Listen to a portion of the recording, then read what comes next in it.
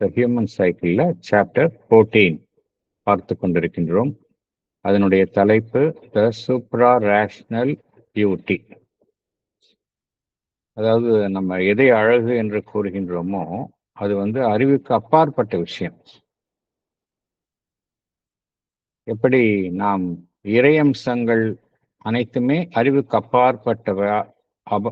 அப்பாற்பட்டவையாக இருக்கின்றனவோ, அதே போல் அழகு என்பதும் அதுவும் இறையம்சத்துடன் பொருந்தியதுதான். அதுவும் அறிவுக்கு அப்பாற்பட்டது என்கின்ற ஒரு கருத்தை தான் பகவான் கூறுகின்றார். பேராகிராஃப் 1 and 2 பார்த்தோம் லாஸ்ட் செஷன்ல. அது என்ன பார்த்தோம் என்பதை சற்று நினைவு கூறலாம்.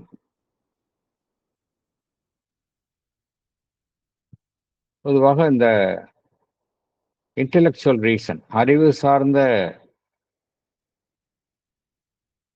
ஒரு மனிதனுடைய செயல்பாடு என்பது இந்த ஆன்மீகம் அந்த தளங்களுக்குள்ள ஒரு மனிதனுக்கு அந்த தளத்தில் ஒரு அதிக பயனை அளிக்கக்கூடியது அல்ல. ஒரு மனிதனுக்கு உதவி புரியாது. இந்த அறிவு என்பது ஒரு மனிதனுக்கு ஆன்மீகம் என்கின்ற அந்த தளத்தில் அவனுக்கு உதவாது. ஏனென்றால் அது அறிவுக்கு அப்பாற்பட்ட விஷயமாக இருக்கின்றது. அதே சமயம் மற்ற மனிதனுடைய செயல்பாடுகளினுடைய மற்ற தளங்களில் அதற்கென்றே ஒரு பங்கு இருக்கின்றது. ஏனென்றால் மற்றவை எல்லாமே அறிவு சார்ந்த தளங்களுக்கு உள் இருப்பதினால் அறிவுக்கு அதில் ஒரு பங்கு இருக்கின்றது. அறிவு எங்கு அதனுடைய தன்மை மேலோங்கி காணப்படுகின்றது என்றால், இந்த கீழ்த்தளங்களில் எவையெல்லாம் அறிவுக்கு உட்பட்டு இருக்கின்றனவோ, எவையெல்லாம் ஒரு எல்லைக்குட்பட்ட அறிவாக இருக்கின்றனவோ, விஞ்ஞானம், தத்துவம், கலை என்கின்ற அந்த அமைப்புகளில் ஒரு மனிதனுடைய அறிவு என்பது, அதனுடைய பங்கு என்பது மேலோங்கி காணப்படுகின்றது. ஈவன் இங்க கூட பகவான் என்ன கூறுகின்றார், இறுதியில இதுவும் ஒரு முழு உண்மை என்று நாம் கூற முடியாது அப்படிங்கிறார். அறிவு என்ன செய்கின்றது? அறிவு எங்கு சென்றாலும் அது 2 தளங்களுக்கு இடையில்தான் செயல்படும் ஒரு இடைப்பட்ட ஒரு அமைப்பாகத்தான் செயல்படுகின்றது அப்படிங்கிறார். ஒன்று அறிவுக்கு கீழ் உள்ள நிலை இன்ஃப்ரா ரேஷனல், ஒன்று அறிவுக்கு மேற்பட்ட நிலை சூப்ரா ரேஷனல். இவை இரண்டுக்கும் இடையில் செயல்படக்கூடிய அமைப்பாகத்தான் அறிவு இருக்கின்றது என்று கூறுகின்றார். இந்த கீழ் உள்ள தளங்களில் அறிவு எவ்வாறு வேலை செய்கின்றது? அறிவுக்கு கீழ் உள்ள தளங்கள் பிராணமய தளங்கள், உந்துதல்களை அடிப்படையாக கொண்டும் இயக்கங்கள், உணர்ச்சிகளை அடிப்படையாக கொண்டு செயல்படும் இயக்கங்கள்ல அறிவு என்ன செய்கின்றது? அத்தகைய இயக்கங்களை சரி செய்கின்றது. அத்தகைய இயக்கங்களை அது ஒழுங்கு செய்கின்றது, முறைப்படுத்துகின்றது. இருந்தாலும் அது அவ்வாறு செயல்பட்டாலும் அது எதுவாக செயல்படுகின்றது என்றால், மறைந்து செயல்படும் அந்த மெய்ப்பொருள், அனைத்தினுள்ளும் மறைந்து செயல்படும் ஒரு மெய்ப்பொருள் ஸ்பிரிட், அதனுடைய ஒரு கருவியாக தான் செயல்படுகின்றது. அது எந்த நிலையில் செயல்பட்டாலும் அடிப்படையில் எவ்வாறு செயல்படுகின்றது என்றால், அனைத்தினுள்ளும் மறைந்திருக்கக்கூடிய அந்த மெய்ப்பொருளினுடைய ஒரு கருவியாகத்தான் செயல்படுகின்றது. It is only one minister of the veiled spirit and the preparer of the paths for the coming of its rule.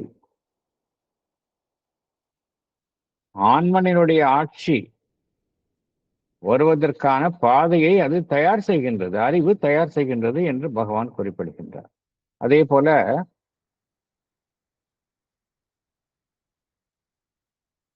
இந்த அழகு உணர்ச்சி சம்பந்தப்பட்ட விஷயங்கள், அதில் எவ்வாறு அறிவு செயல்படுகின்றது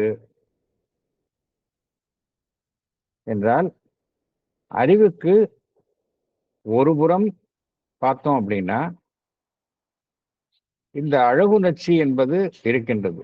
ஏஸ்தட்டிக், அந்த அனைத்திலும் அந்த அழகினுடைய வெளிப்பாட்டை தேடுதல் என்கின்ற முயற்சி ஒரு புறம் நடக்கின்றது. அறிவுக்கு ஒரு புறம் நடக்கின்றது. அறிவுக்கு மறுபுறம் என்ன நடக்கின்றது என்றால், இந்த தார்மீக நெறிகளை சார்ந்து செயல்படும் மனிதனுடைய ஜீவன் எது நன்மையோ அதை நாடுதல், அதை மாத்திரமே நாடுதல். ஒருபுறம் வெறும் அழகுணர்ச்சி, அது சம்பந்தப்பட்ட விஷயங்களை நாடுதல். மறுபுறம் தார்மீக நெறிகள் எது நன்மை பயக்குமோ அதை நாடுதல் என்கின்ற இந்த இரு இயக்கங்களுக்கு இடையில்தான் அறிவு செயல்படுகின்றது. மனிதனுடைய அழகை நாடும் அந்த தேடுதல் பார்த்தோம் அப்படின்னா எங்கு தீவிரமாக காணப்படுகின்றது என்றால், இந்த சிருஷ்டிக்கும் கலை, அதாவது எவையெல்லாம் மனிதன் கலைப்படைப்பாக சிருஷ்டிக்கின்றானோ, கிரியேட்டிவ் ஆர்ட்ஸ், அதெல்லாம் பார்த்தோம் அப்படின்னா அவனுடைய அழகுணர்ச்சி, அந்த அழகை நாடுதல், அழகை தேடுதல் என்கின்ற அந்த இயக்கம் மேலோங்கி காணப்படுகின்றது. அந்த அந்த அம்சம் மேலோங்கி காணப்படுகின்றது. கவிதைகள், போயட்ரி, அங்கேயும் இது மேலோங்கி காணப்படுகின்றது. பெயிண்டிங், ஓவியம், ஸ்கல்ப்சர், சிற்பங்களை வடித்தல், ஆர்கிடெக்சர், கட்டிடங்களை வடிவமைத்தல், இங்க எல்லாம் பார்த்தோம் அப்படின்னா இந்த அழகை வெளிப்படுத்துதல் என்கின்ற அம்சம் மேலோங்கி காணப்படுகின்றது. அதனுடைய உண்மையிலேயே அதனுடைய உண்மையான தன்மையை நாம் அறிந்து கொண்டோம் என்றால், அதை நம்மளுடைய வாழ்வினுடைய செயல்பாடுகளில் எதிலில் இருந்துமே விளக்க முடியாது. அந்த எது அழகு என்பதை நாம் உண்மையிலே அறிந்து கொண்டோம் என்றால், அதை ஒரு மனிதன் தன்னுடைய வாழ்வினுடைய எந்த இயக்கத்தில் இருந்தும் விளக்க முடியாது அப்படிங்கிறார். அது எப்படி அப்படின்னா, எது பியூட்டி அப்படிங்கிறத one should know it's in it's ட்ரூவஸ்ட் sense அப்படிங்கிற. அப்ப பார்த்தோம் அப்படின்னா அதுல எதையும் விளக்க முடியாது அப்படிங்கிறார். இது குறித்த மேலும் சில கருத்துக்களை நான் அப்புறம் படிக்கின்றேன். அன்னை கூறியிருக்கிறார், அதை நான் படிக்கின்றேன். எங்குமே அழகை ரசித்தல், அழகை பாராட்டுதல், அது என்ன செய்கின்றது? ஒட்டுமொத்த வாழ்விற்கும் அழகு ஊட்டுகின்றது என்று பகவான் குறிப்பிடுகின்றார். அது ஒரு மனிதனுடைய ஒரு பூரணத்துவத்திற்கு மிகவும் அவசியம், ஒரு சமுதாயத்தினுடைய ஒரு பூரணத்துவத்திற்கு மிகவும் அவசியம் என்று பகவான் குறிப்பிடுகின்றார். ஆனால் அதனுடைய மூலம், அந்த அழகை நாடுதல் என்கின்ற அந்த இயக்கத்தினுடைய மூலம் பார்த்தோம் அப்படின்னா அது அறிவு சார்ந்து இருப்பதில்லை. It is not rational. Mostly பார்த்தோம் அப்படின்னா அந்த அழகை நாடுதல் என்பது ஒரு மனிதனுடைய உள்ளுணர்வை சார்ந்ததாக இருக்கின்றது. இன்ஸ்டிங்க்ட் அண்ட் உந்துதலை சார்ந்ததாக இருக்கின்றது. Impulse, an instinct of aesthetic satisfaction and an impulse of aesthetic creation and enjoyment. So என்ன புரிஞ்சுக்கிறோம்? இது மோஸ்ட்லி ஒரு மனிதனுடைய அறிவு என்கின்ற தளத்தில் இருந்து இது வெளிப்படுவது இல்லை. ஒரு மனிதனுடைய உந்துதல், ஒன்றை படைக்க வேண்டும், அழகான ஒன்றை படைக்க வேண்டும் என்கின்ற உந்துதல், ஒரு துடிப்பு, இதில் இருந்துதான் இந்த அழகு என்கின்ற அம்சம் படைப்பில் வெளிப்படுகின்றது அப்படிங்கிறார். இதனுடைய பார்த்தோம் அப்படின்னா இதனுடைய ஆரிஜின் பார்த்தோம் அப்படின்னா அறிவுக்கு கீழ் உள்ள தளங்களில் இது தோன்றினாலும் அது ஆரம்பத்துல பார்த்தோம் அப்படின்னா எப்படி இருக்குன்னா, ஏன்னா அறிவுக்கு கீழ் உள்ள தளங்களில் இருந்து அதனுடைய தோற்றுவா இருப்பதனால் அதுல ஒரு இம்பர்ஃபெக்ஷன் இருக்கு, அதுல இம்பியூரிட்டி இருக்கு, ஒரு பண்படாத நிலை காணப்படுகின்றது. இது மாதிரி இந்த அழகை நாடுதல் என்கின்ற முயற்சியில அது அறிவு என்கின்ற தளத்திற்கு கீழ் உள்ள தளத்தில் இருந்து தோன்றுவதால் அதனுடைய ஆரம்ப கட்டத்தில் என்ன காண்கின்றோம்? ஒரு பண்படாத நிலையை நாம் காண்கின்றோம். இங்கதான் அறிவினுடைய வேலை தேவைப்படுகின்றது. அறிவு இந்த நிலையில் என்ன செய்கின்றது? அது பண்படுத்துகின்றது. அந்த உந்துதலுக்கு ஒரு ஒளியூட்டுகின்றது, சரி செய்கின்றது, குறைகளை நிவர்த்தி செய்கின்றது. பண்படாத விஷயங்களை ஒரு மனிதனுடைய சரியான ரசனைக்கும் சரியான அறிவுக்கும் ஏற்ப அது பண்படுத்துகின்றது. இதையெல்லாம் அறிவு செய்கின்றது. சோ அறிவுக்கும் வேலை இருக்கின்றது. ஒரு கலைஞனுக்கும் சரி, கலைகளை ரசிப்பவர்களுக்கும் சரி, ஒவ்வொரு மனிதனுக்குள்ளும் இருக்கக்கூடிய அந்த படைப்பாளிக்கும் சரி, அது என்ன செய்கின்றது? ஒரு மனிதனுடைய அறிவு என்ன செய்கின்றது? விதிகளை அது சமைக்கின்றது. It is a true law giver both for the artist and the admirer and the creator in us. அது எந்த அடிப்படையில் கிரியேட்டர் என்னஸ், அது நாம் எந்த அளவு எதன் அடிப்படையில் நாம் இவ்வாறு இந்த நம்முள் உள்ள படைப்புத்தன்மை, சிருஷ்டிக்கும் தன்மை எதிலிருந்து தோன்றுகின்றது என்றால், நம்முள் இருக்கக்கூடிய அந்த அழகுணர்ச்சியை சார்ந்த அந்த ஒரு உள் உணர்வு, ஏஸ்தட்டிக் கான்சியன்ஸ். அதே போல அறிவு என்ன செய்கின்றது? அவ்வாறு செயல்படும் இயக்கங்களினுடைய ஒரு சரியான வழிகாட்டியாகவும் சரியான கண்காணிப்பாளராகவும் அறிவு செயல்படுகின்றது. It acts as its vigilant judge and guide என்று கூறுகின்றார். ஸோ அறிவு என்பதற்கு வேலை இருக்கின்றது. அழகு என்பதை பார்க்கும் பொழுது அறிவு என்பதற்கு வேலை இருக்கின்றது என்பதை நாம் பார்க்கின்றோம். இப்போ பகவான் கேட்கலாம், நம்ம பகவான் எதற்காக இந்த அழகுணர்ச்சி அதை எதற்காக இங்கு பேசுகின்றார்? இதற்கும் ஆன்மீகத்திற்கும் ஏதாவது சம்பந்தம் இருக்கா? ஸ்பிரிச்சுவாலிட்டிக்கும் பியூட்டிக்கும் ஏதாவது சம்பந்தம் இருக்கா, தொடர்பு இருக்கா அப்படிங்கிற ஒரு கேள்வி எழுதும். எதற்காக பகவான் இந்த சூப்பரா ரேஷனல் பியூட்டின்னு சொல்லிட்டு, எப்படி ஆன்மீகம் அறிவு என்கின்ற தளத்திற்கு ஒரு அப்பாற்பட்ட தளத்தில் இருக்கின்றதோ, இந்த அழகுணர்ச்சி என்பதும் அறிவுக்கு அப்பாற்பட்ட உள்ள தளத்தில் இருக்கின்றது என்று கூறுகின்றார். அதற்கும் ஆன்மீகத்திற்கும் என்ன சம்பந்தம் அப்படிங்கிறதுக்கு அன்னையினுடைய கருத்துக்களை நம்ம பார்த்துட்டு இது உள்ள போகலாம். அப்பதான் இந்த சாப்டர்னுடைய முக்கியத்துவத்தை நம்ம புரிஞ்சுக்க முடியும். முதல்ல பகவான் என்ன கூறுகின்றார்? அவருடைய லெட்டர்ஸ் ஆன் யோகால என்ன சொல்றார்?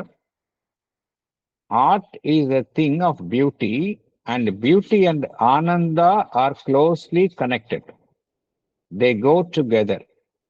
If Ananda is there, then the beauty comes out more easily.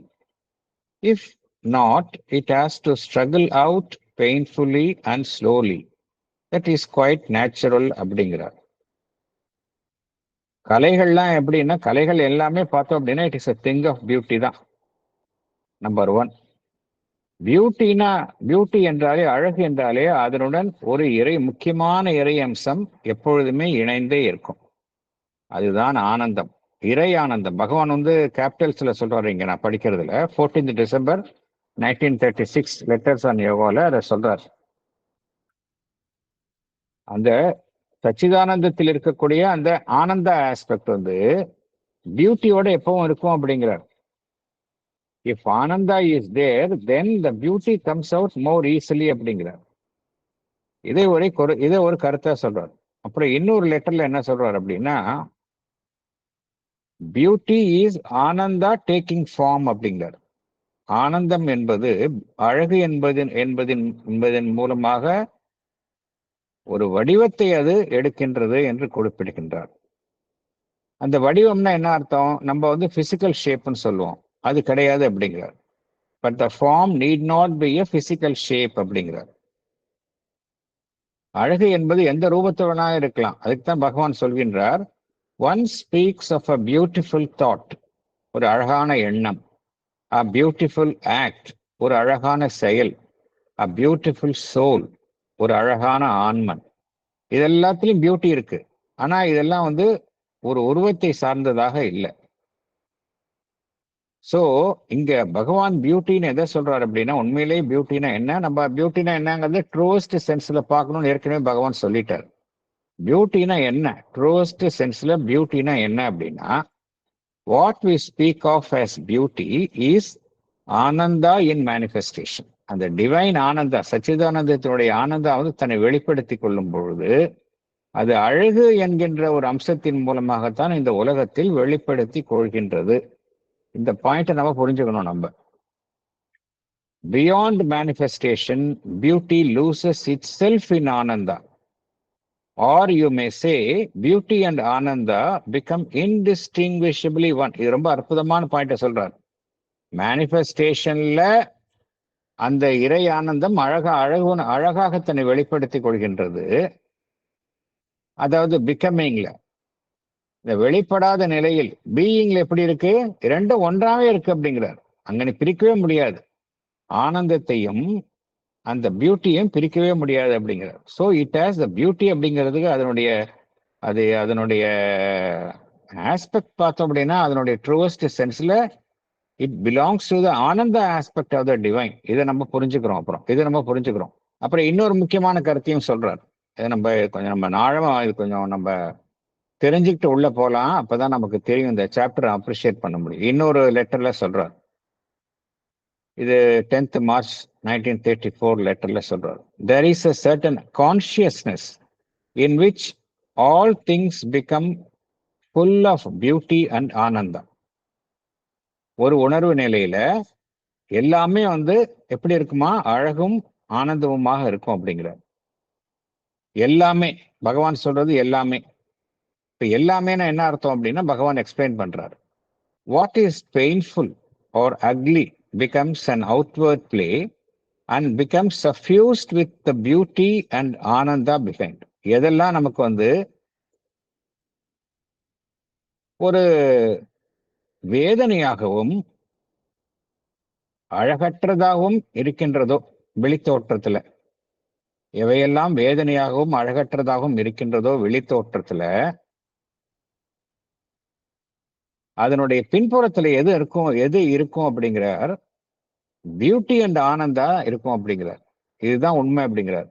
வெளியில வந்து இப்படி இருக்கும், ஆனா உள்ளுக்குள்ள அதுக்கு பின்னால என்ன இருக்கும், பியூட்டி அண்ட் ஆனந்தா இருக்கும் அப்படிங்கிறார். இது ஒரு கருத்தை சொல்றார். அப்புறம் முக்கியமா நம்ம தெரிஞ்சுக்க வேண்டியது மதருடைய ஒரு பிரேயர். முக்கியமா எல்லாரும் தெரிஞ்சுக்க வேண்டியது, ஏன் வந்து ஆசிரமத்துல எல்லாமே வந்து பாத்தீங்கன்னா ஒரு அழகுணர்ச்சியோட இருக்கும், எல்லாமே எக்ஸ்பிரஷன் ஆஃப் பியூட்டி இருக்கும். எதுவுமே வந்து ஒரு எளிமை, ஒரு அழகு இருக்கும். அதாவது ஆடம்பரமான ஒரு இது இருக்காது, எளிமை ஒரு அழகு எல்லாத்துலயும் இருக்கும். பார்க்குறோம், ஒரு சிம்பிளிசிட்டி பார்க்குறோம், ஒரு அழகுணர்ச்சியை ஆசிரமத்தினுடைய எல்லா இடத்துலையும் பார்க்குறோம். அது ஏன் மதர் அவருக்கு இன்சிஸ்ட் பண்ணியிருக்கிறாங்க அப்படிங்கிறதுக்கு, மதருடைய January 29, 1917 prayers and meditation, January 29, 1917, அதுல ரொம்ப அழகா சொல்றாங்க mother. In the world of forms, a violation of beauty is as great a fault as a violation of truth in the world of ideas. இப்போ நம்ம வந்து எண்ணங்களை உருவாக்குகின்றோம், கருத்துக்களை உருவாக்குகின்றோம். அந்த கருத்துக்களை வந்து உண்மையின் அடிப்படையில் தானே உருவாக்கணும். எல்லா கருத்துக்கள்லையும் உண்மை என்பதுதான் அடிப்படை தன்மையாக இருக்க வேண்டும். அவ்வாறு உண்மை இல்லை அப்படின்னா அது வந்து நம்ம ஒரு மாபெரும் ஒரு தவறாக கருதப்படுகின்றது. ட்ரூத் வேணும், எல்லாத்திலும் ட்ரூத் வேணும், சிந்தனையிலே ட்ரூத் வேணும், கருத்துல எண்ணங்களில் உண்மை வேண்டும். உண்மை இல்லை அப்படின்னா என்ன ஆகும், அது ஒரு பெரிய ஃபால்ட் ஆயிடும். அதாவது உண்மைக்கு புறம்பாக எது இருந்தாலும் அது it becomes a great fault அப்படிங்கிறாங்க. அதே போலத்தான் இந்த வடிவங்களை கொண்ட இந்த பிசிக்கல் வேர்ல்டுல, இந்த world of forms, a violation of beauty. இங்கேயும் மதர் வந்து பியூட்டியை வந்து கேபிட்டல்ஸ்ல சொல்றாங்க. அங்க வந்து நீங்க வந்து அழகு என்கின்ற ஒரு அம்சத்தை நீங்க வந்து புறக்கணித்தால், அதை வயலேட் பண்ணீங்கன்னா, அழகு என்கின்ற அம்சத்தை நீங்கள் அனுசரிக்க தவறினால் அது எப்படி நம்ம ஒரு கருத்தை பொய்யாக கூறுவது, அந்த உண்மைக்கு புறம்பாக கூறுவது எவ்வளவு மாபெரும் தவறோ அந்த அளவுக்கு தவறு அப்படிங்கிறாங்க. அதனாலதான் இந்த எதை வச்சாலும் நம்ம ஒரு அழகுணர்ச்சியோட இருக்கணும். வீடாக இருக்கட்டும், அது அலுவலகமாக இருக்கட்டும், எதா இருந்தாலும் அதுல ஒரு அழகு வேணும் அப்படிங்கிறாங்க. அந்த இடத்துல ஒரு அழகு இல்லாம நம்ம ஒரு வச்சிருந்தோம் அப்படின்னா, நீங்க எப்படி நீங்க பொய் சொல்றதுக்கு ஈக்குவலா அது ஒரு வயலேஷன் ஆஃப் ட்ரூத் எந்த அளவுக்கு சீரியஸோ அந்த அளவுக்கு இது சீரியஸ் அப்படிங்கிறாங்க. ஏன் மதர் சொல்றாங்க? அது காரணம் சொல்றாங்க. For beauty is the worship nature offers to the supreme master of the universe அப்படிங்கிறாங்க. பியூட்டினா என்னது? எது? அழகின் மூலமாக என்ன செய்கின்றது? அந்த இயற்கை, நேச்சர். இந்த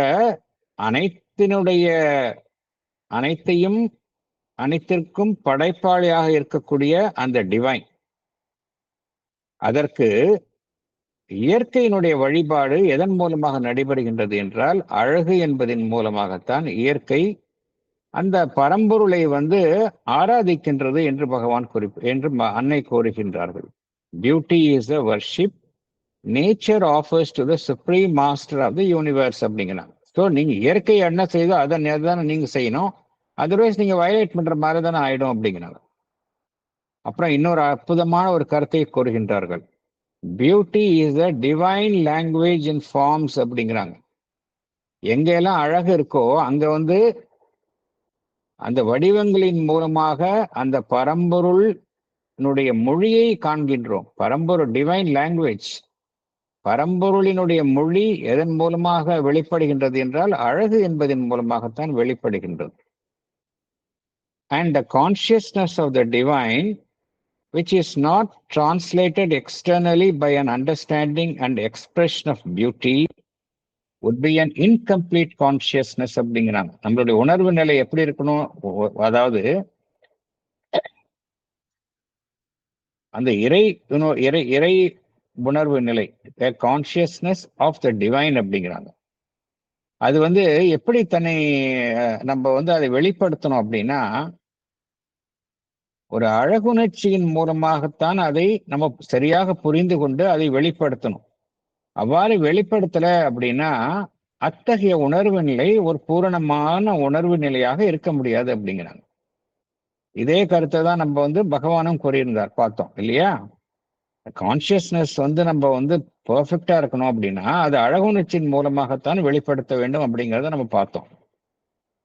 அடுத்தது அன்னை கூறுகின்றார்கள், but true beauty is as difficult to discover, to understand and above all to live as any other expression of the divine.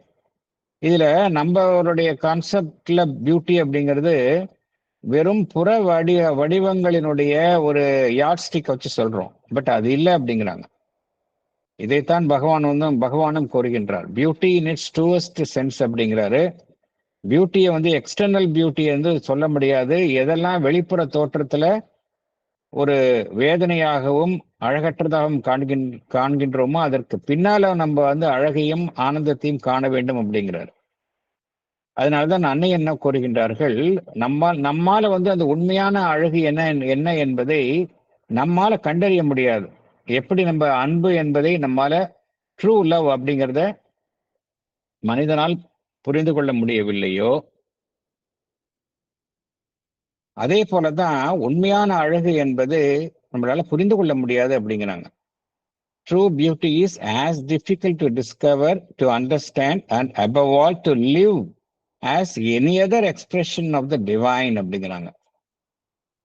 எப்படி செய்யணும் அப்படின்னா, எப்படி ட்ரூ பியூட்டியை அப்ரிஷியேட் பண்ணணும் அப்படின்னா, this discovery and expression exacts as much impersonality and renunciation of egoism as that of truth or bliss.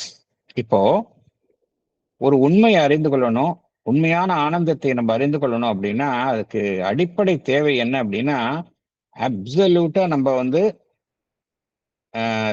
தனி சார்புடைமை, அதாவது தனி சார்பு உடைமை கொஞ்சம் கூட இல்லாம இருக்கணும். அதுதான் இம்பர்சனாலிட்டி. தனி சார்புடைமை வந்துருச்சுன்னா என்ன ஆயிடும்? எனக்கு பிடிச்சது பிடிக்காதது அப்படிங்கிற ஒரு ப்ரிஃபரன்சஸ் வந்துடும், சாய்ஸஸ் வந்துடும். அவ்வாறு இருக்கக்கூடாது. அதுக்கு வந்து அப்சல்யூட்டா இம்பர்சனாலிட்டி. இம்பர்சனாலிட்டி வேணும்னா அதுக்கு அடிப்படையில் என்ன வேணும்? அடிப்படையில் ஈகோவே இருக்கக்கூடாது. அப்பதான் இம்பர்சனாலிட்டி வரும். அதர்வைஸ் எல்லாமே என்னோட அசோசியேட் பண்ணிப்பேன். ரெண்டு காரணம். நம்மளால வந்து உலகத்துல உண்மையிலேயே அழகை ரசிக்கணும், அழகினுடைய வெளிப்பாட்டை புரிந்து கொள்ளணும் அப்படின்னா ரெண்டு விஷயங்கள் மனிதனுக்கு தேவை என்று அன்னை கூறுகின்றார்கள். ஒன்று கம்ப்ளீட் இம்பர்சனாலிட்டி, தனி சார்புடைமை சற்றும் இல்லாமல் இருத்தல், அதுதான் இம்பர்சனாலிட்டி. அதாவது எனக்கு பிடிச்சது எனக்கு பிடிக்கல அப்படிங்கிற அந்த தனி சார்புடைமை. அடுத்தது ரெனன்சியேஷன் ஆஃப் ஈகோயிசம், கொஞ்சம் கூட அந்த ஈகோ இருக்கக்கூடாது அப்படிங்கிறாங்க. அப்பதான் நம்மளால வந்து இந்த ட்ரூத், பிளிஸ் இது மாதிரி விஷயங்களை புரிஞ்சுக்க முடியும் அப்படிங்கிறாங்க. அப்புறம் பியோர் பியூட்டி, தூய்மையான அழகுன்னு என்ன அப்படின்னா இட் இஸ் யூனிவர்சல். அது வந்து எங்கேயும் அது தனி நபர் சார்ந்தது கிடையாது. பியோர் பியூட்டிங்கிறது தனிநபர் சார்ந்தது கிடையாது, இட் இஸ் யூனிவர்சல். எப்படி வந்து இந்த லைட் அப்படிங்கிறது யூனிவர்சலா இருக்கோ அதே போலதான் பியோர் பியூட்டி அப்படிங்கிறது யூனிவர்சல் அப்படிங்கிறாங்க. சில பேருக்கு தான் அது ப்ரிவிலேஜ், சில பேருக்கு ப்ரிவிலேஜ் இல்லைன்னு சொல்ல முடியாது. One must be universal to see and recognize it. நம்மளுடைய உணர்வு நிலை வந்து யூனிவர்சலா நம்மளுடைய கான்சியஸ்னஸ் இருந்தாதான் வந்து நம்மளால புரிஞ்சுக்க முடியும். அப்புறம் சாவித்திரியிலையும் இது குறித்த ஒரு வரியும் வருகின்றது. The book of the traveller of the worlds, அதில் பகவான் என்ன கூறுகின்றார்? Beauty is his footprint showing us where he has passed அப்படிங்கிறார். Beauty is his footprint showing us where he has passed. Book of the traveller of the வேர்ல்ட்ஸ்ல வருது. So இவ்வளவு முக்கியத்துவம் இருக்கு அந்த பியூட்டிக்கு. so much spiritual element is attached to it. அதனால தான் பகவான் வந்து ஒரு சாப்டரே இங்க ஹியூமன் சைக்கிள் கொடுத்திருக்காரு. இப்ப மேற்கொண்டு நம்ம பேராகிராஃப் 3 அதற்குள்ளே செல்லலாம். The Human Cycle, Chapter 14, The Supra-Rational Beauty, Paragraph 3. But again, this is true only in restricted bounds, or, if anywhere, entirely true. Then only on a middle plane of our aesthetic seeking and activity, where the greatest and most powerful creation of beauty is accomplished, and its appreciation and enjoyment rise to the highest pitch. The rational is always surpassed and left behind.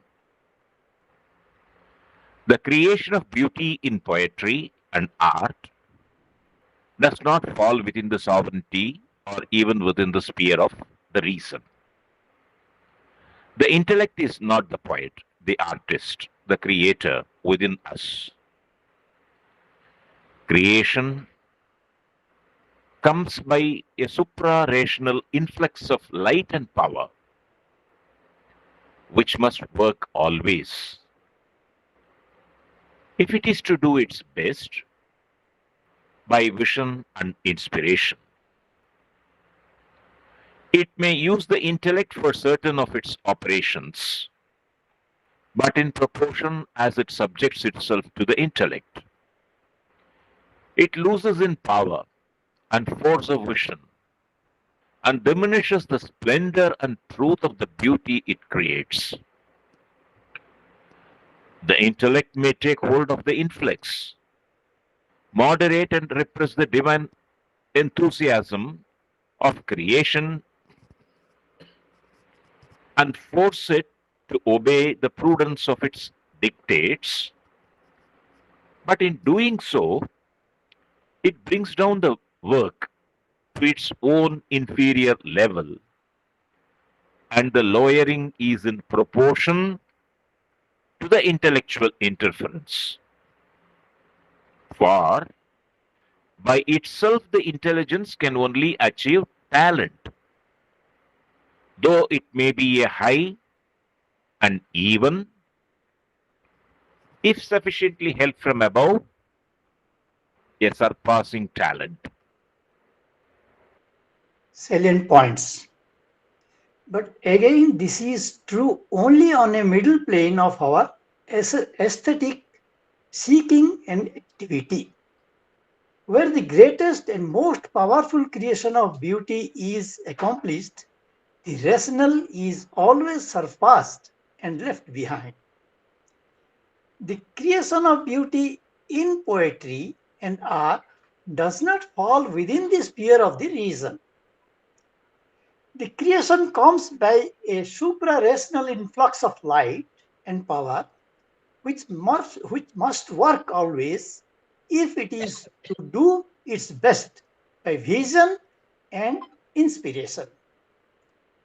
In proportion as the creation subjects itself to the intellect, it loses in power and force of vision and diminishes the splendor and truth of the beauty it creates.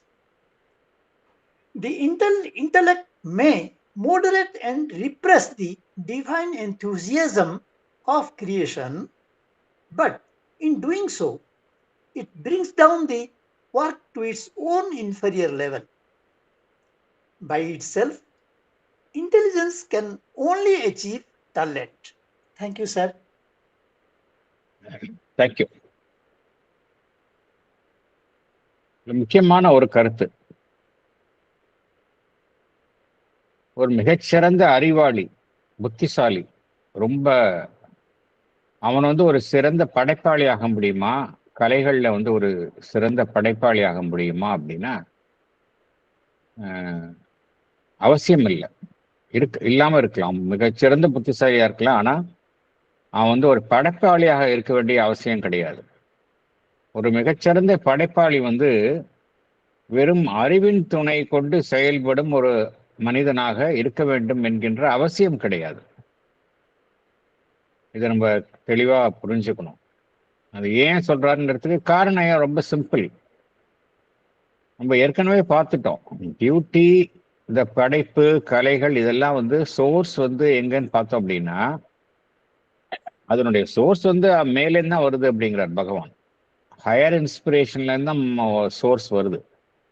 எல்லா உண்மையிலேயே படைப்பாளிகள்னு பார்த்தோம் அப்படின்னா அவங்க வந்து ஒரு நல்ல கவிஞராக இருக்கலாம், நல்ல சிறந்த ஓவியராக இருக்கலாம், சிற்ப கலைஞராக இருக்கலாம், மியூசிஷியனாக இருக்கலாம், மியூசிக் கம்போசர்ஸா இருக்கலாம்.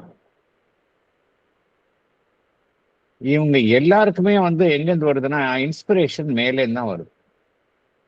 இன்ஸ்பிரேஷன் மேலேருந்து வருங்கும்பொழுது அங்க அறிவை தாண்டி ஒரு தளத்திலிருந்து வருவதனால அறிவுக்கு வந்து அந்த இடத்துல ரொம்ப it doesn't have a much role to play.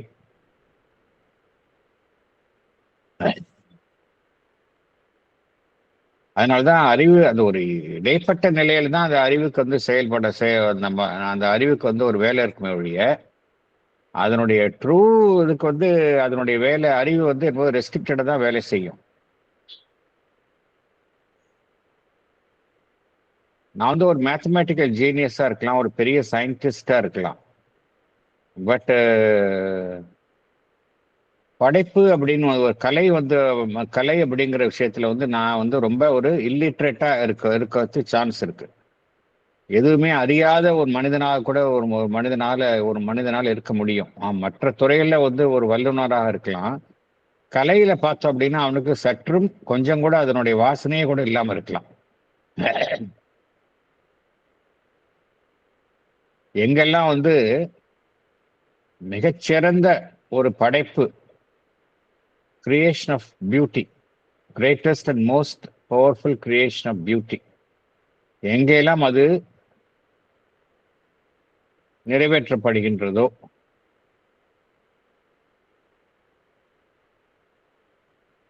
எங்கெல்லாம் அது மிகவும் போற்றப்படுகின்றதோ, அனுபவிக்கப்படுகின்றதோ, அங்க வந்து பார்த்தோம் அப்படின்னா அங்க அறிவு வந்து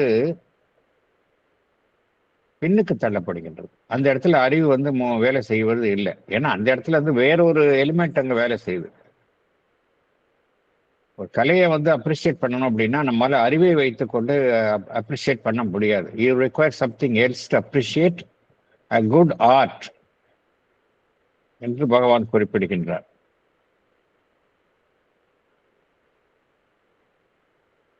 ஒரு கவிதையில வந்து ஒரு அழகுணர்ச்சியை வடிப்பதோ, கலையில வந்து ஒரு அழகுணர்ச்சியை வடிப்பதோ பார்த்தோம் அப்படின்னா, அது வந்து அறிவினுடைய ஒரு எல்லைக்கு வந்து எல்லைக்குள் அது வருவது இல்லை. அறிவை வைத்துக்கொண்டு ஒருவர் ஒரு மிகச்சிறந்த கவிதையையோ ஒரு கலைப்படைப்பையோ உருவாக்க முடியாது. The intellect is not a creator in us அப்படிங்கிறார். It is not a creator. அறிவு வந்து என்ன அப்படிங்கிறாரு இறுதியில, ஒரு டேலண்ட்டை கொடுக்கும் அவ்வளவுதானே வழி. It is not a creator அப்படிங்கிறார். அப்படின்னா படைப்பு கிரியேஷன்லாம் எப்படி வருது?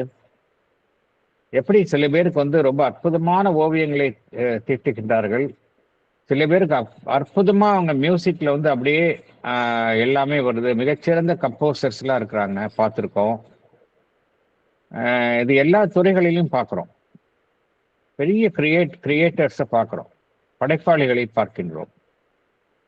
இலக்கியங்கள்ல வந்து படைப்பாளிகளை இலக்கியங்கள், கவிதைகள், இதிலெல்லாம் மிகச்சிறந்த படைப்பாளிகளை பார்க்கிறோம். உலக வரலாற்றில் எவ்வளவோ படைப்பாளிகள் இருக்கிறாங்க. அது எங்கேருந்து வந்து அவங்களுக்கு வந்து அந்த சோர்ஸ் எங்கேருந்து வருது அப்படின்னா, அறிவுக்கு மேல் உள்ள தளத்தில் இருந்து ஏற்படும் ஒரு ஒளி பிரவாகம், suprarational influx of light and power அப்படிங்கிறார். இதன் மூலமாகத்தான் அவர்களுக்கு அந்த இன்ஸ்பிரேஷன் வருது அப்படிங்கிறார். அவங்களுக்கு விஷன் கிடைக்குது, இன்ஸ்பிரேஷன் கிடைக்குது. இது எவ்வளவுக்கு சிறப்பாக செயல்படுகின்றதோ அந்த அளவுக்கு தான் அவங்களுடைய படைப்பு நன்றாக அமையும் அப்படிங்கிறார். அறிவு தேவைதான். அறிவு வந்து ஒரு பிராக்டிக்கலுக்காக அந்த அந்த அத்தகையவர்கள் பயன்படுத்தி கொள்ளலாம். அவர்களுடைய செயல்பாட்டில் அறிவு என்பது ஒரு சில நடைமுறை தேவைகளுக்காக பயன்படுத்தி கொள்ளலாம். ஆனால் தங்களுடைய படைப்புகளை வந்து அவர்கள் அறிவுக்கு உட்படுத்த முடியாது. எந்த அளவுக்கு அறிவுக்கு உட்படுத்துகின்றார்களோ அந்த அளவிற்கு அவர்களுடைய படைப்பு வந்து அதனுடைய சக்தியையும் அதனுடைய அந்த தொலைநோக்கு பார்வையும் இழக்கும், அதனுடைய மகோன்னதத்தை இழக்கும் அப்படிங்கிறார்.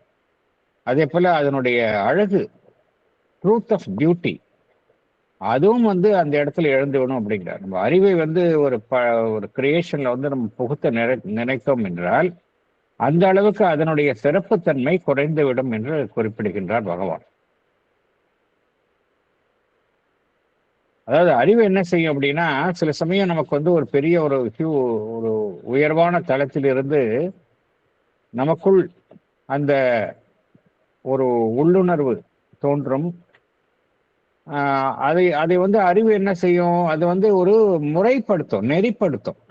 அது சாத்தியம். The intellect may take hold of the influx, moderate and repress the divine enthusiasm of creation அப்படிங்கிறார். அறிவு என்ன செய்யும், அதை மாடரேட் பண்ணும், நெறிப்படுத்தும். நெறிப்படுத்தி என்ன செய்யும், தன்னுடைய கட்டளைகளுக்கு அது கீழ்ப்படியுமாறு அதை வற்புறுத்தும். Force it to obey the prudence of its dictates. அறிவு அப்படிதான் செய்யும். இதுதான் சரி, இப்படிதான் பண்ணணும், உனக்கு இன்ஸ்பிரேஷன் வருதுன்னா நீ அதை நம்பணும்னு அவசியம் கிடையாது, இப்படித்தானே செய்யணும் அப்படின்னு அறிவு என்ன செய்யும், கட்டளைகளை பிறப்பிக்கும். அவ்வாறு செய்யும்பொழுது என்ன நடைபெறுகின்றது என்றால், அத்தகைய ஒரு உயர்வான கலைப்படைப்பை அது வந்து ஒரு தாழ்ந்த நிலைக்கு அது பிடித்து இழுக்கின்றது அப்படிங்கிறார். In doing so, it brings down the work to its own inferior level. அது எந்த அளவுக்கு தாழ்ந்த நிலையில் இருக்கின்றதோ அந்த அளவுக்கு அது கீழே இழுக்கின்றது அப்படிங்கிறார். எந்த அளவுக்கு நம்முடைய அறிவினுடைய தலையீடு இருக்கின்றதோ அந்த அளவிற்கு அதனுடைய தரம், ஒரு கலை படைப்பினுடைய தரம் தாழ்த்தப்படுகின்றது என்று குறிப்பிடுகின்றார். அறிவை வைத்துக் கொண்டு ஒருவர் திறமைகளை வளர்த்து கொள்ளலாம். ஒரு உயர்வான திறமைகளை அறிவை வைத்துக் கொண்டு ஒருவர் வளர்த்துக் கொள்ளலாம். ஆனால் அது ஒரு அறிவை வைத்துக் கொண்டு ஒருவர் சிறந்த படைப்பாளியாக ஆக முடியாது என்று குறிப்பிடுகின்றார். அடுத்தது போகலாம்.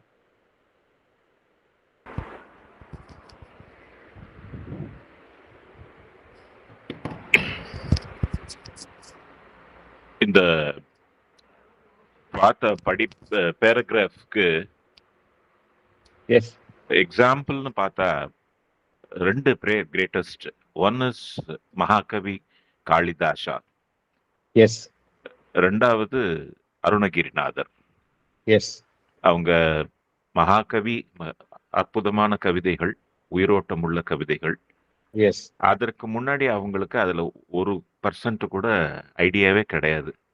அந்த ஒரு பர்டிகுலர் இவெண்ட்டுக்கு முன்னாடி பின்னாடி அப்படின்னு எடுத்துட்டோம்னாக்கா மலைக்கும் மடுவுக்கும் உள்ள வித்தியாசம். அது purely the inspiration from the above. Arunagirinathar அப்படிதான். கரெக்ட். 2 பேரோட எக்ஸாம்பிள் பர்ஃபெக்டா ஃபிட்டா இருது இந்த பகவானோட வார்த்தைகளுக்கு. கரெக்ட். இன்ஃபேக்ட் நீங்க நம்மளுடைய தமிழ் இலக்கியத்துல, பக்தி இலக்கியத்துல பார்த்தோம் அப்படின்னா, நிறைய பேருடைய பேக்ரவுண்ட் பார்த்தோம் அப்படின்னா அவங்களுக்கு சடனா இன்ஸ்பிரேஷன் வந்துதான் அற்புதமான தமிழ் ஆன்மீக இலக்கியத்தை படைத்துள்ளார்கள்.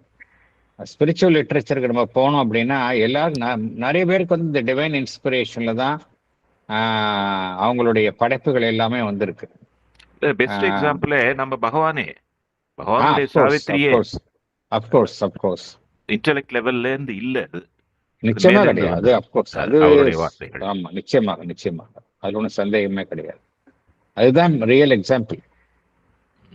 நிச்சயமாக.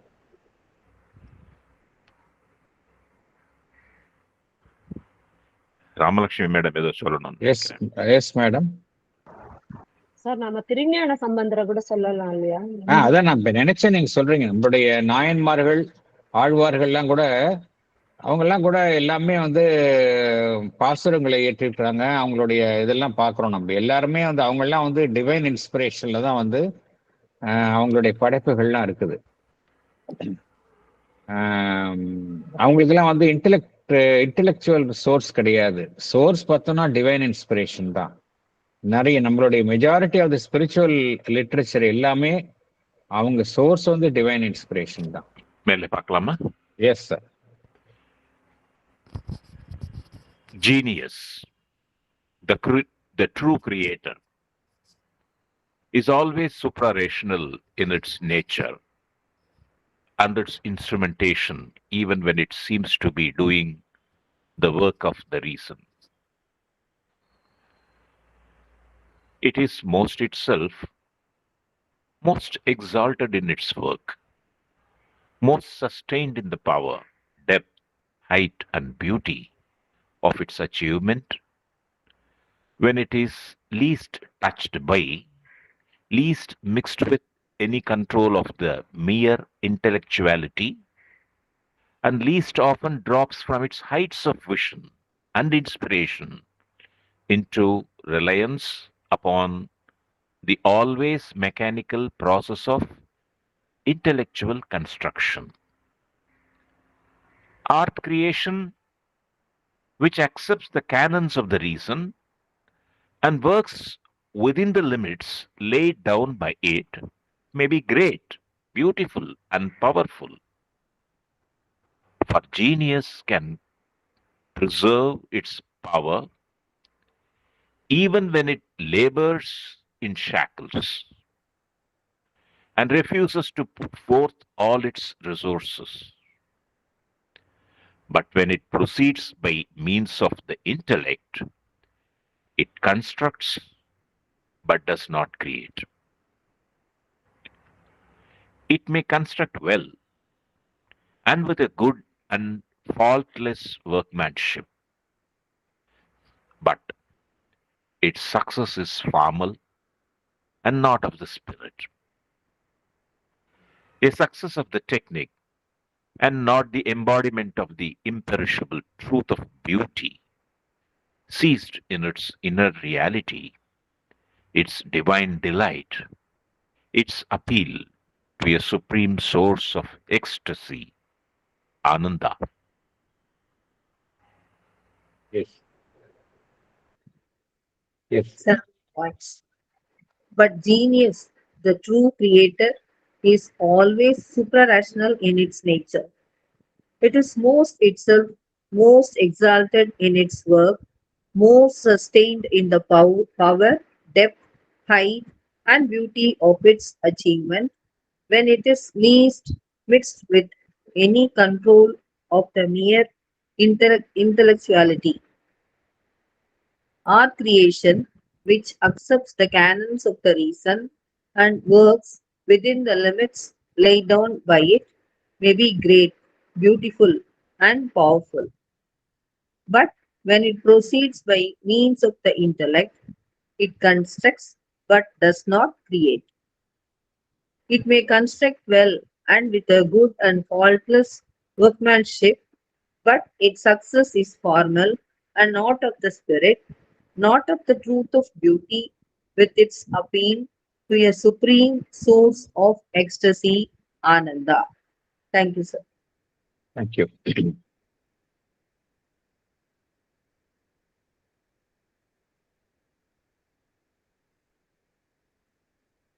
இந்த ஆர்டிஸ்ட் எல்லாம் பார்த்தோம் அப்படின்னா, ஃபார் எக்ஸாம்பிள்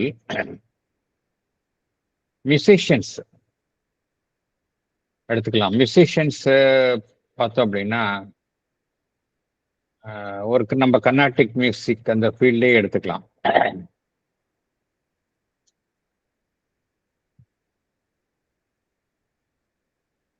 கர்நாடிக் மியூசிக் ஃபீல்டுலேயே வந்து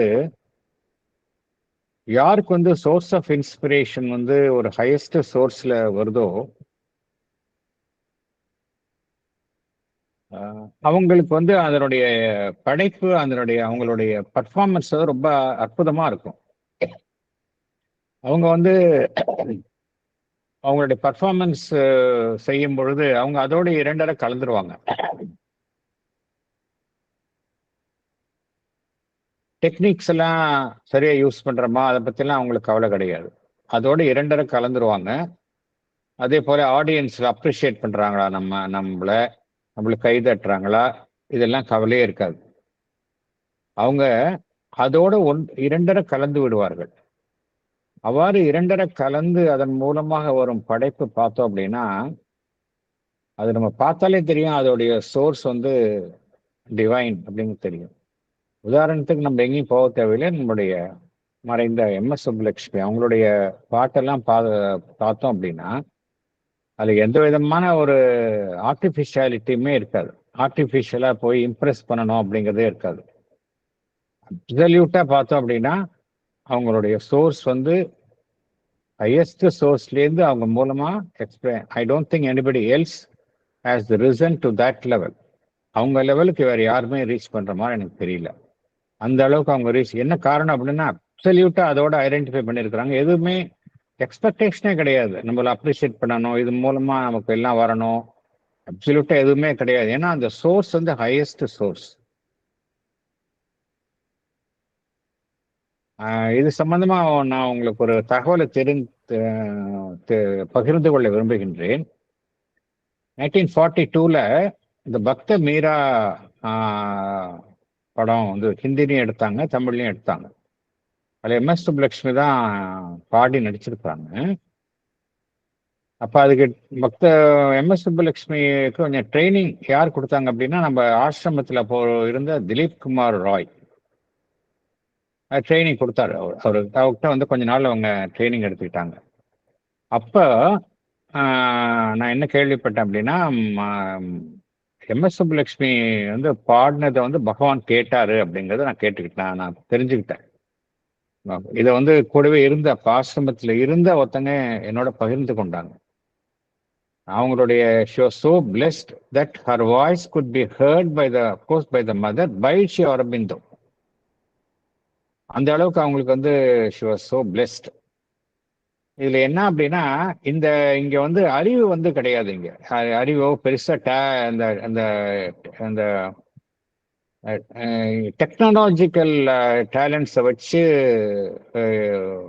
தன்னை வந்து ஒரு ஒரு கலையை வந்து படைக்க முடியாது. இன்னும் கொஞ்சம் நம்மளுக்கு புரியுற மாதிரி ஒரு எக்ஸாம்பிள்லாம் சொல்லணும் அப்படின்னா, இன்ஃபேக்ட் நம்ம சத்யஜித் ரே வந்து பார்த்தோம் அப்படின்னா அவரோட உலகத்திலே பார்த்தோம் அப்படின்னா அவரோட ஒரு மிகச்சிறந்த படைப்பாளி யாரும் பார்க்க முடியாது. மோஸ்ட் ஆஃப் ஹிஸ் ஃபிலிம்ஸ் எல்லாம் பார்த்தோம் அப்படின்னா பிளாக் அண்ட் ஒயிட் தான். ரொம்ப ரொம்ப அதில் வந்து ரொம்ப இந்த டெக்னாலஜி எல்லாம் ரொம்ப பார்க்க முடியாது. ஆனால் அவ்வளோ டெப்த் இருக்கும். சத்யஜித் ரே படத்துல அவ்வளோ டெப்த் இருக்கும், அவ்வளோ விஷயம் இருக்கும். ஆனா ரொம்ப சிம்பிளா இருக்கும் பார்க்கறதுக்கு.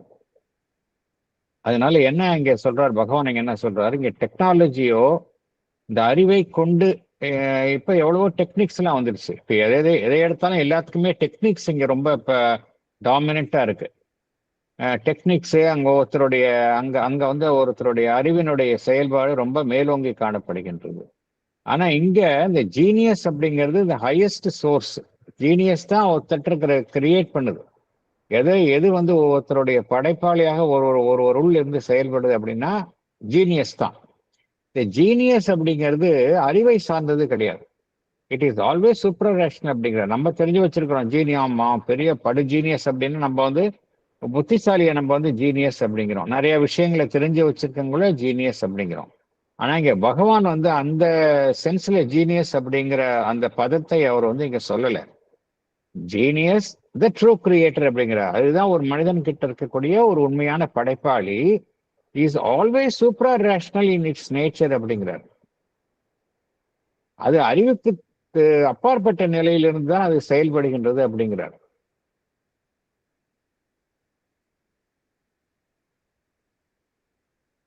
அப்புறம் அது வந்து அறிவுக்கு உட்பட்டு செயல்படுவது போல ஒரு தோற்றம் அளித்தாலும் அது அறிவுக்கு அப்பாற்பட்ட நிலையில் தான் செயல்படுகின்றது அப்படிங்கிறார். It is always super rational in it's nature and is instrumentation even when it seems to be doing the work of reason.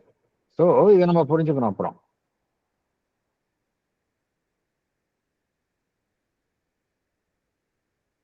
அறிவினுடைய ஒரு தொடர்பு எந்த அளவிற்கு குறைவாக இருக்கின்றதோ, அறிவினுடைய ஒரு செல்வாக்கும் ஒரு தொடர்பும் எந்த அளவிற்கு குறைவாக இருக்கின்றதோ அந்த அளவிற்கு இந்த ஜீனியஸ் என்று சொல்கின்றோமே ஒரு படைப்பாளி, ஒரு மனிதனில் உள்ள இருக்கக்கூடிய படைப்பாளி அந்த அளவுக்கு சிறப்பாக வேலை செய்யும் அப்படிங்கிறார். It is most itself, most exalted in its work, most sustained in the power, depth, height and beauty of its achievement, when it is least touched by, least mixed with any control of the mere intellectuality, and least often drops from its heights of vision and inspiration into reliance upon the mechanical process of the intellectual constructions. அறிவு சார்ந்த உருவாக்கங்கள் எல்லாமே வந்து ஒரு இயந்திர கதியானது அப்படிங்கிறார். எந்த அளவுக்கு அதை நம்பி இல்லாம ஒரு மனிதனுடைய அந்த படைப்பு திறன், அந்த ஜீனியஸ் என்பது செயல்படுகின்றதோ அந்த அளவுக்கு அது சிறப்பாக இருக்கும். த மொமெண்ட் அது வந்து அறிவை நம்பி செயல்பட ஆரம்பிக்கும் பொழுது அது அதனுடைய தரத்தில் வந்து தாழ்ந்து விடுகின்றது அப்படிங்கிறார். அறிவினுடைய விதிகளை ஏற்றுக்கொள்ளுதல், அதே போல அதனுடைய எல்லைக்குள்ள வேலை செயல்படுதல் அப்படிங்கிறது மேபி வெளிப்புற தோற்றத்துக்கு ஒரு உயர்வானதாகவும் அழகாகவும் சக்தி வாய்ந்ததாகவும் இருக்கலாம். அது வந்து மேற்புறத்துல இருக்கும். ஆனால் உண்மையிலேயே பார்த்தோம் அப்படின்னா ஜீனியஸ் கேன் ப்ரிசர்வ், அதாவது ஒரு மனிதனுடைய அறிவு ஜீனியஸ் வந்து சில சமயம் வந்து அறிவுக்கு உட்பட்டு செயல்படும் நிர்பந்தத்தில் இருக்கலாம். ஏன்னா ஜீனியஸ்க்கு வந்து எல்லா நிலைகளிலும் செயல்படக்கூடிய அந்த சக்தி இருக்கும் அப்படிங்கிறார். ஈவன் அதை வந்து நம்ம கட்டி போட்டா கூட அதனுடைய அதுல இருக்கக்கூடிய திறமை கொஞ்சம் நஞ்சம் வெளிப்பட்டு செயல்படும். அதனால அந்த அறிவுக்கு உட்பட்டு செயல்படக்கூடிய நிலையில பார்த்தோம் அப்படின்னா ஒரு மேற்புற தோற்றத்துக்கு அதனுடைய செயல்பாடு உயர்வானதாகவும் அழகாகவும் சக்தி வாய்ந்ததாகவும் இருக்கலாம். ஆனால் இந்த அறிவை வைத்துக் கொண்டு நாம் ஒன்றை படைக்கும் பொழுது என்ன நடைபெறுகின்றது என்றால்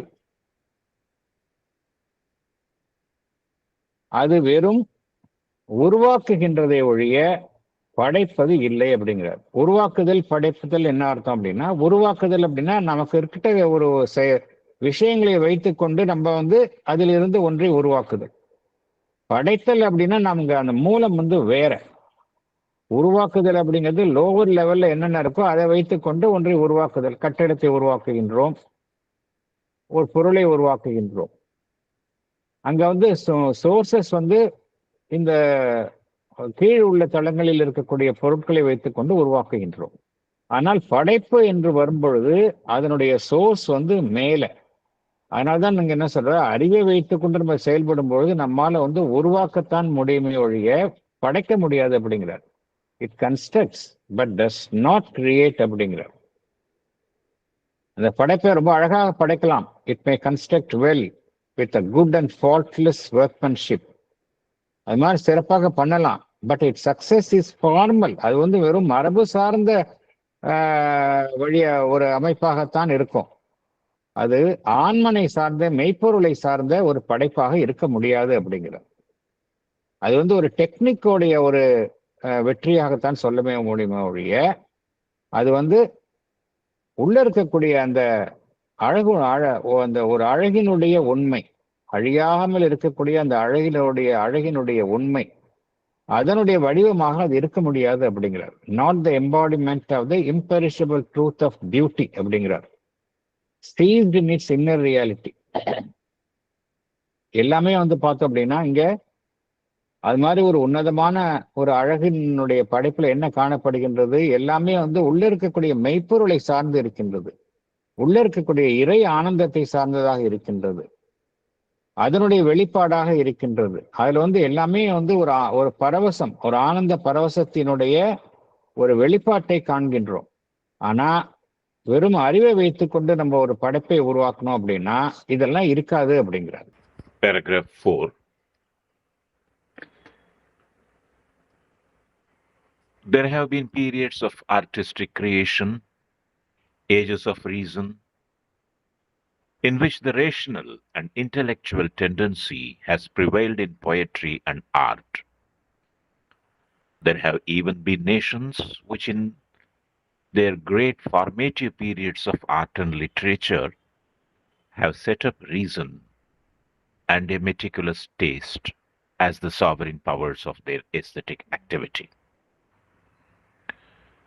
At their best, these periods have achieved work of a certain greatness, but predominantly of an intellectual greatness and perfection of technique, rather than achievements of a supreme, inspired, and revealing beauty.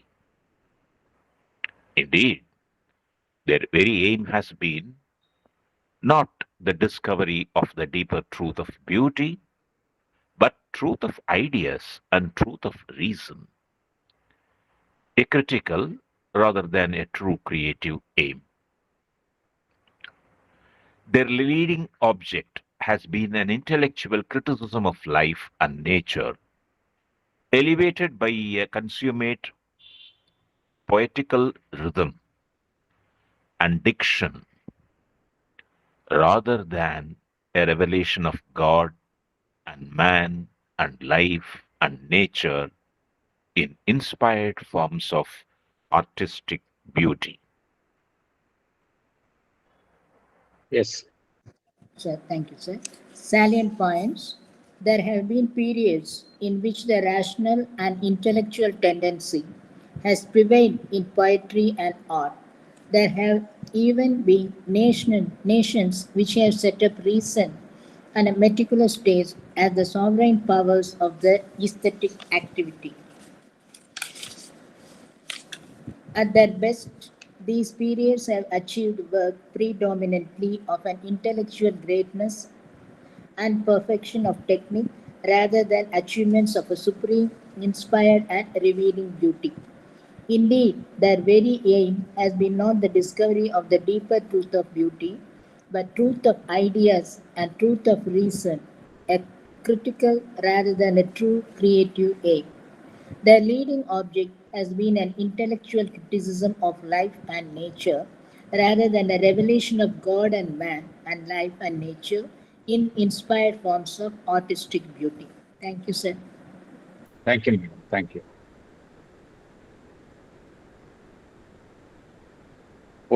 சில காலகட்டத்தில் ஒவ்வொரு சிவிலைசேஷன்லையும் பார்த்தோம் அப்படின்னா, வெவ்வேறு சமுதாயத்திலையும் இந்த அறிவை சார்ந்து செயல்படும்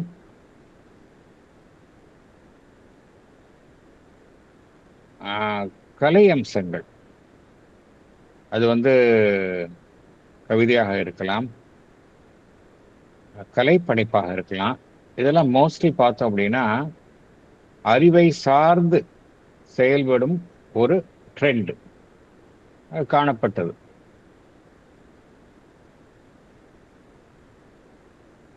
சில தேசங்கள்ல எப்படின்னா,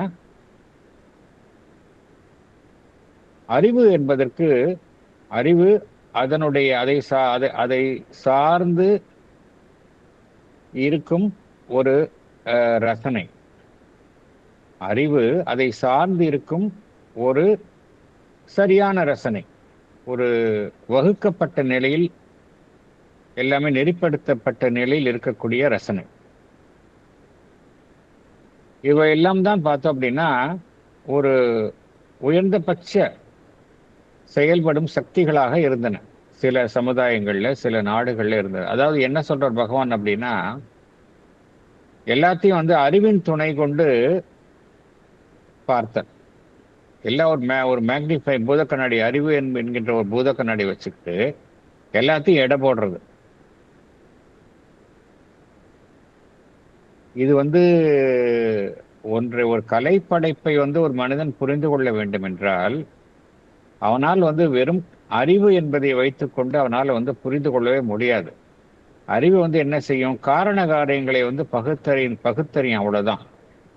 அது ரொம்ப வந்து மெக்கானிக்கலா செயல்படும். அதனுடைய அறிவினுடைய செயல்பாடு மெக்கானிக்கலா இருக்கும். ஆனால் இந்த உயர்ந்த கலை படைப்புகள் எல்லாம் பார்த்தோம் அப்படின்னா, அது வந்து ஒரு அறிவு சார்ந்த அணுகுமுறையால அதனுடைய உன்னதத்தை நம்ம வந்து அறிந்து கொள்ளவே முடியாது. மிகச்சிறந்த ஓவியங்களை ரசிப்பதற்கோ, மிகச்சிறந்த இசை படைப்புகளை வந்து ஒருவர் ரசிப்பதற்கோ பார்த்தோம் அப்படின்னா அறிவை வைத்துக்கொண்டு ரசிக்க முடியாது. என்ன காரணத்தினால, இப்போ வந்து ஒரு மிகச்சிறந்த மியூசிக், அதாவது கிளாசிக்கல் மியூசிக்னு எடுத்துக்கலாம். ஒரு வெஸ்டர்ன் கிளாசிக்கல் மியூசிக்காக இருக்கலாம், நம்ம Hindustani classical music, Indian Carnatic மியூசிக்காக இருக்கலாம். இது மாதிரி இதை வந்து ஏன் எல்லாராலையும் ரசிக்க முடியல அப்படின்னா, அவங்களுக்கு வந்து அவங்களுடைய ரீச்ல இல்லை. அதுதான் காரணம். அவங்களுடைய ரீச், அவங்க வந்து மிகச்சிறந்த ஜீனியஸ் அறிவாளிகளா இருக்கலாம், பட் அவங்களால ரசிக்க முடியாது. அதை என்ன காரணம் அப்படின்னா, அவங்களுடைய ரீச்லயே இல்லை அது. ஆனால் ஒரு காலகட்டத்தில் எல்லா படைப்புகளையும் அந்த அறிவினுடைய எல்லைக்குள் கொண்டு வருதல் என்கின்ற ஒரு ட்ரெண்ட் வந்து காணப்பட்டது அப்படிங்கிறார் பகவான் கூறுகின்றார். அத்தகைய காலகட்டங்கள் என்ன நடைபெறுகின்றது என்றால், அங்க வந்து அறிவினுடைய ஆட்சி வந்து ஒரு மேம்போக்கான நிலையில் செயல்பட்டது. அறிவினுடைய ஆட்சி இங்க வந்து அறிவுக்கு முக்கியத்துவம் அதிகம் தரப்பட்டது. Intellectual greatness. அங்க வந்து எதற்கு முக்கியத்துவம் தரப்பட்டது? Perfection of the technique. ஒரு டெக்னிக் யூஸ் பண்றோமா, இந்த டெக்னிக்கு இப்படி பண்ணணும் அப்படிங்கிறது டெக்னிக்கு ரொம்ப இம்பார்ட்டன்ஸ். டெக்னிக் அப்படிங்கும்போது அது வந்து மெக்கானிக்கல் ஆயிடுது. அது அந்த இடத்துல அந்த இன்ஸ்பிரேஷனுக்கு வேலை இல்லாமல் போயிடுது. ஃபார் எக்ஸாம்பிள், நம்ம வந்து ஒரு ஆர்டிஃபிஷியல் இன்டெலிஜென்ஸை வைத்துக்கொண்டு ஒரு அழகான ஓவியத்தை வந்து நம்ம வந்து இன்ஸ்ட்ரக்ஷன் படி தீட்டணும் அப்படின்னா, அங்க எங்க வந்து கிரியேஷன் இருக்கு இல்லையா? அங்க வந்து என்ன இருக்கு? டெக்னிக் வேணா பெர்ஃபெக்ஷனா இருக்கலாம், ஆனா அங்க வேர் இஸ் கிரியேட்டிவிட்டியே இல்லை அந்த இடத்துல. அதே போலதான் இங்க பகவான் சொல்றாரு. இங்க intellectual greatness and perfection of technique வந்து அதுதான் மேலோங்கி இருக்க ஒழிய, அங்க வந்து ஒரு இன்ஸ்பயர்டு ரெவலேஷனா எதுவுமே இல்லை அப்படிங்கிறாரு. ஒரு மேல்தளத்திலிருந்து எழும் ஒரு உள்ளுணர்வை சார்ந்து படைப்புகள், அந்த அத்தகைய படைப்புகள் இருப்பதாக இருக்கவில்லை என்று பகவான் குறிப்பிடுகின்றார். அங்க வந்து எது அங்க அதனுடைய முக்கியமான நோக்கங்களாக எது அப்படின்னா, அனைத்தினுள்ளும் மறைந்துள்ள அந்த உண்மை, அந்த அழகினுடைய உண்மையை கண்டறிதல் என்பது அங்க நோக்கமாக கருதப்படவில்லை. அங்க என்னன்னா வெறும் மேம்போக்கான எண்ணங்கள், அறிவு அதை சார்ந்த உண்மைகளை தான் கண்டறிவது, அதுக்குத்தான் முக்கியத்துவம் தரப்பட்டது. அதாவது எண்ணம், ஒரு சிந்தனை, இதுல எந்த அளவுக்கு உண்மைத்தன்மை காண்பது, அப்படி என்கின்ற ஒரு ரீதியில் தான் செயல்பட்டதை ஒழிய, அனைத்தினுள்ளும் மறைந்துள்ள அந்த டீப்பர் ட்ரூத் ஆஃப் பியூட்டி, அதை கண்டறிவது என்பதற்கு முக்கியத்துவம் தரப்படவில்லை. எல்லாமே வந்து ஒரு கிரிட்டிக்கலா பார்த்தாங்க. விமர்சனம் என்கின்ற கிரிட்டிக்கலா பார்க்கறது, எல்லாமே வந்து ஒரு கிரிட்டிக்கல் வியூல பார்க்கறதே ஒழிய அப்ரிஷியேட்டிவா பார்க்கறது கிடையாது. எல்லாத்தையும் எல்லாமே இன்டெலக்சுவல் கிரிட்டிசிசம் ஆஃப் லைஃப் தான். எல்லாத்தையும் லைஃப்ல எல்லாத்தையுமே நம்ம வந்து இன்டெலக்சுவலா கிரிட்டிசைஸ் பண்ண ஆரம்பிச்சோம் அப்படின்னா எதுவுமே ரசிக்கவே முடியாது. இப்போ ஒருத்தங்களுக்கு வந்து கார்டனிங்ல ரொம்ப இன்ட்ரெஸ்ட் இருக்கு. அவங்கள்ட்ட போய் அவங்க வந்து அழகான மலர்களை வந்து தங்களுடைய தோட்டத்துல வைத்து அவர்கள் வளர்க்கின்றார்கள். அவங்ககிட்ட போயிட்டு, நீங்க ஏன் கார்டன்ல வந்து ஃப்ளவர்ஸ் வச்சிருக்கிறீங்க, அதுக்கு பதிலா வெஜிடபிள்ஸ் போட்டிங்களாவோ இல்லை வேற ஏதாவது உணவு பயிர்களை போட்டிங்கன்னா நீங்க வந்து உங்களுக்கு எக்கனாமிக்ல ஹெல்ப்ஃபுல்லா இருக்குமேன்னு சொன்னோன்னு வச்சுக்கோங்க. அது வந்து எந்த அளவுக்கு அது வந்து ஒரு பொருத்தமான ஒரு இது இருக்கும். ஏன்னா நம்ம வந்து வெறும் சாதாரண அறிவின் துணை கொண்டு பார்க்கிறோம். ஆனா அங்க வந்து அழகினுடைய வெளிப்பாடுகளுக்கு முக்கியத்துவம் தரப்படுகின்றது. இதுல எல்லாத்திலும் நம்ம எதை பார்க்கணும் அப்படின்னா, உள்ளே பொதிந்துள்ள அந்த அழகினுடைய அந்த உண்மைதான் ஒருவர் கண்டறிய வேண்டுமே ஒழிய, எல்லாத்தையும் மேம்போக்கா வந்து அறிவின் துணை கொண்டு அனைத்துமே நம்ம வந்து அலசி ஆராய முயலக்கூடாது. அப்படி பண்ணணும் அப்படின்னா நம்ம வந்து உண்மையில் மிஸ் பண்ணிடுவோம் அப்படிங்கிற. The leading object has been an intellectual criticism of life and nature rather than a revelation of God and man and life அப்படிங்கிறார். And nature in inspired forms of artistic beauty. எல்லாமே வந்து artistic beauty எல்லாமே inspired forms தான். ஒரு inspiration வருது, அதனுடைய வெளிப்பாடாகத்தான் எல்லாமே காணப்படுகின்றன. இங்க வந்து அறிவுக்கு வந்து it has a very limited role to play அப்படிங்கிறார். அடுத்தது போகலாம். But great art is not satisfied with representing the intellectual truth of things, which is always their superficial or exterior truth. It seeks for a deeper and original truth, which escapes the eye of the mere sense or the mere reason, the soul in them, the unseen reality, which is not that of their form and process, but of their spirit. This it seizes and expresses by form and idea, but a significant form, which is not merely a faithful and just or a harmonious reproduction of outward nature, and a revelatory idea, not the idea which is merely correct, elegantly right, or fully satisfying to the reason and taste.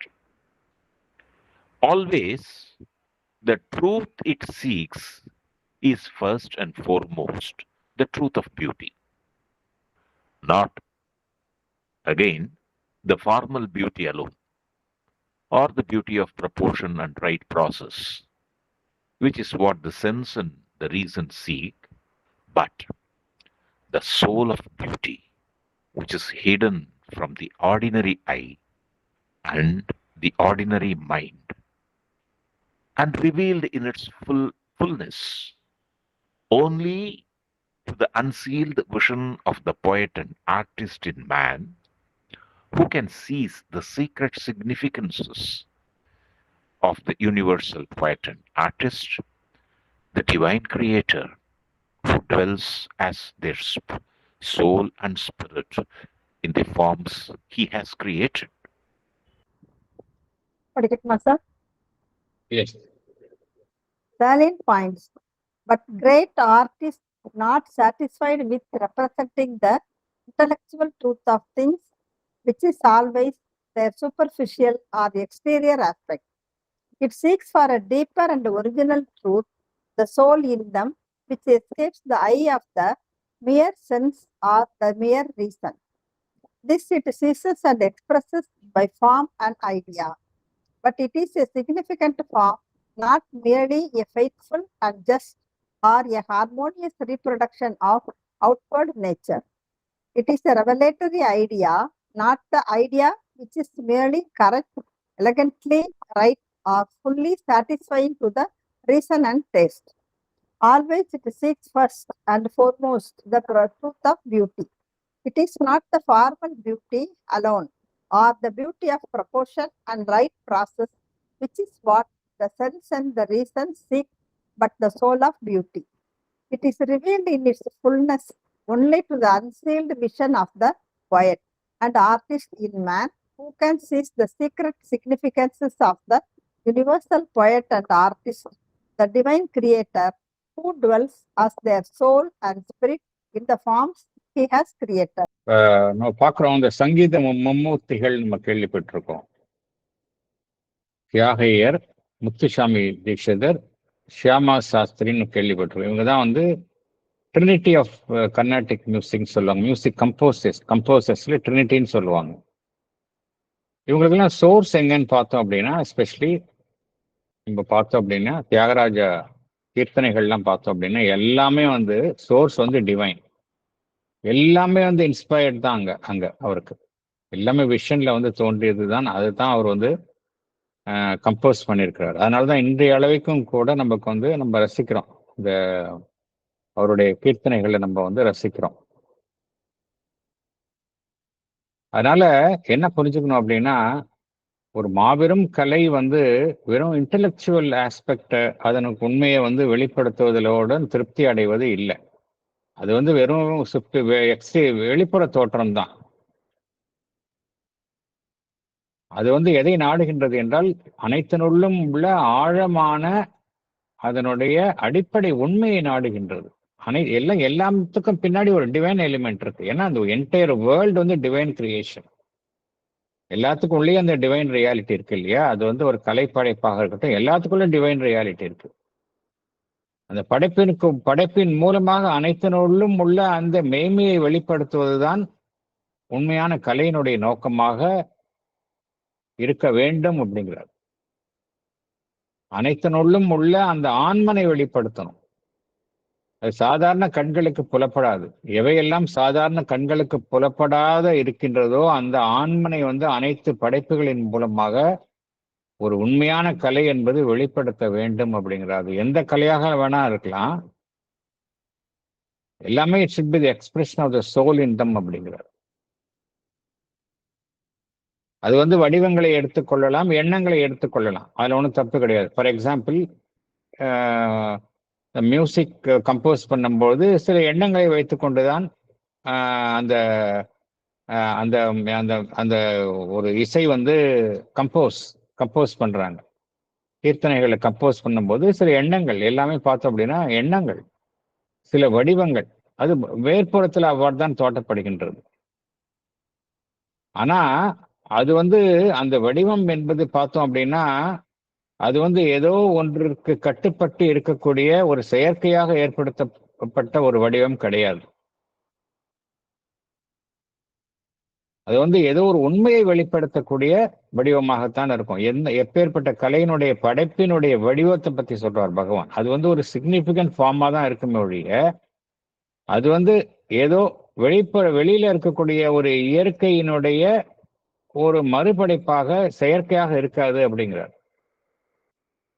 அதே போல அது ஒரு எண்ணத்தை வெளிப்படுத்தினாலும் கூட அது வந்து அறிவின் அடிப்படையில எது சரியான எண்ணமோ எது அறிவுக்கு ஒப்பாக இருக்கின்றதோ என்கின்ற ரீதியில் அந்த எண்ணம் வந்து அங்கு வெளிப்படுத்த வேண்டிய அவசியம் இல்லை. அந்த இடத்துல எவ்வாறு இருக்க வேண்டும், அந்த எண்ணம் எவ்வாறு வெளிப்படுத்தப்பட வேண்டும் என்றால் அது அதற்குள் மறைந்திருக்கக்கூடிய உண்மையை வந்து வெளிக்காட்டணும். It should be a revelatory idea. எல்லா படைப்புகளையும் பார்த்தோம் அப்படின்னா எது வந்து பிரதானமாக காணப்படுகின்றது என்றால் அழகிற்கு பின்னால் உள்ள அந்த உண்மை, ட்ரூத் ஆஃப் பியூட்டி, அதை நாடுவது என்பதுதான் அனைத்து கலை படைப்புகளினுடைய பிரதானமான ஒரு நோக்கமாக இருக்கின்றது. Truth of beauty. Truth of beauty அப்படிங்கிறது எப்படின்னா ஒரு செயற்கையான ஒரு மரபிறு சார்ந்த ஒரு அழகு என்று கூறுகின்றோம். சில இலக்கணங்களை வகுத்து இது இருந்தால்தான் அழகு என்று நாம் அதுக்காக ஒரு விதிகளை படைக்கின்றோம். அது மாதிரி கிடையாது. It is not the formal beauty அப்படிங்கிறார். நம்ம வந்து எல்லாமே இந்த வடிவம், இந்த வடிவங்கள் வச்சுதான் எந்த படைப்பாக இருக்கட்டும், இந்த படைப்புல இந்தந்த வடிவங்கள்லாம் இப்படி இருக்கணும், இந்த ப்ரொபோர்ஷன்ல வடிவங்கள் இருக்கணும், அப்பதான் இது அழகு என்கின்ற இலக்கணத்திற்கு ஒத்து வரும் அப்படின்னு நம்ம சொல்றோம். ஆனா அது உண்மையான பியூட்டி அப்படிங்கிறது அப்படி கிடையாது அப்படிங்கிறார். இது வந்து அறிவை கொண்டு நம்ம சொல்றோம். பட் அது வந்து அழகு என்பதனுடைய ஆண்மனையை வந்து அது வெளிப்படுத்தாது. அது எப்பொழுது அதனுடைய முழுமைத்தன்மை வெளிப்படும் அப்படின்னா அந்த படைப்பாளி ஒரு கவிஞன் இருக்கின்றான், இல்ல ஒரு கலைஞன் இருக்கின்றான். அவனுடைய அகக்கண்ணின் மூலமாக எது அவனுடைய அகக்கண்ணிற்கு காட்டப்படுகின்றதோ, அதனுடைய வெளிப்பாடாக வருகின்றதோ, அதுதான் உண்மையான படைப்பாக இருக்க முடியும் அப்படிங்கிறார். It's revealed in its fullness only to the unsealed vision of the poet அப்படிங்கிறார். எப்பேற்பட்ட ஒரு மாபெரும் போயட்டுக்கெல்லாம் அவங்களுக்கெல்லாம் விஷன் எப்படி இருக்குன்னா உள்ளுக்குள்ள கிடைக்குது. அதை பேஸ் பண்ணிதான் அவங்க கவிதைகளை படிக்கின்றார்கள். ஆர்டிஸ்டுக்கும் அப்படிதான். அவங்க என்ன செய்யறாங்க, உண்மையிலேயே அவங்க என்ன செய்யறாங்க அப்படின்னா